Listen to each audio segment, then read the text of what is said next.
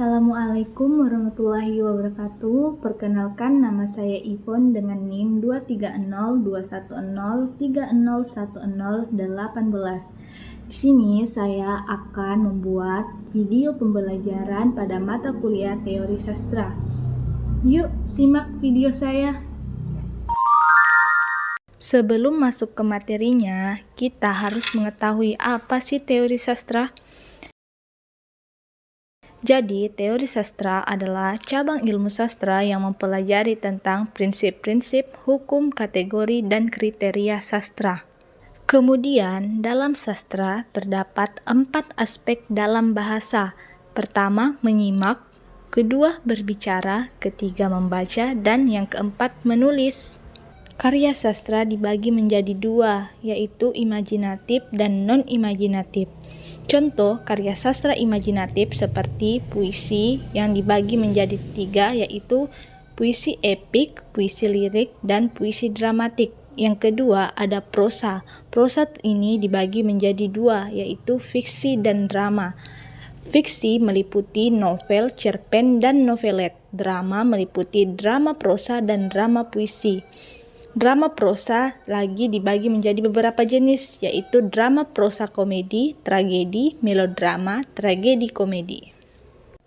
Kemudian ada sastra non-imajinatif yang meliputi kritik, biografi, autobiografi, esai, sejarah, catatan harian, dan lain-lain. Kemudian saya akan menjelaskan mengenai macam-macam teori sastra. Yang pertama, strukturalisme.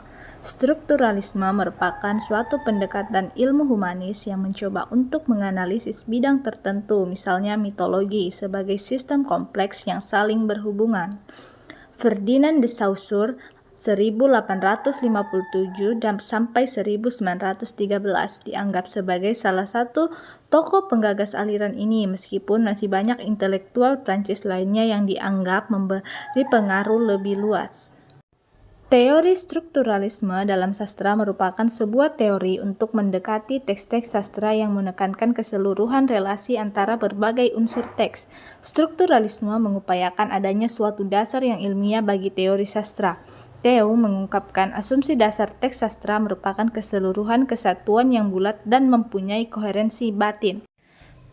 Strukturalisme mengacu pada praktik kritik sastra yang model analisisnya didasarkan pada teori linguistik modern, yang pendekatannya pada unsur intrinsik. Syiropati 2011 halaman 46. Strukturalisme memandang teks sebagai sebuah struktur.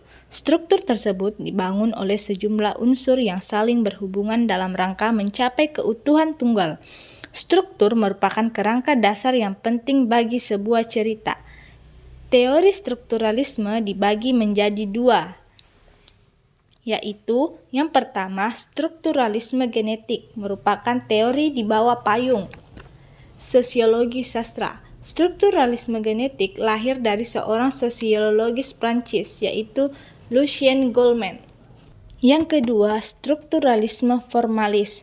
Istilah formalisme dari kata Latin forma yang berarti bentuk atau wujud, berarti cara pendekatan dalam ilmu dan kritik sastra yang mengesampingkan data biografis, psikologis, ideologis, sosiologis, dan mengarahkan perhatiannya pada bentuk karya sastra itu sendiri. Berikutnya, ada formalisme. Jadi, formalisme merupakan teori sastra yang percaya bahwa yang membentuk sastra adalah objek formalnya, yaitu bahasa. Oleh karena itu, bahasa mendapat porsi yang lebih relatif besar dalam pandangan formalisme. Hal tersebut dinyatakan oleh Emsir dan Rohman tahun 2016 halaman 12 yang menyatakan bahwa formalisme adalah salah satu teori yang digunakan untuk mengkaji karya sastra yang berorientasi pada bentuk karya sastra. Kesimpulan dari macam-macam teori sastra ini yaitu perbedaan antara teori strukturalisme dan formalisme berada pada unsur intrinsik dan ekstrinsiknya. Ini saya akan menjelaskan mengenai sosiologi sastra. Jadi, sosiologi sastra itu merupakan pendekatan terhadap sastra dengan mempertimbangkan segi-segi kemasyarakatan.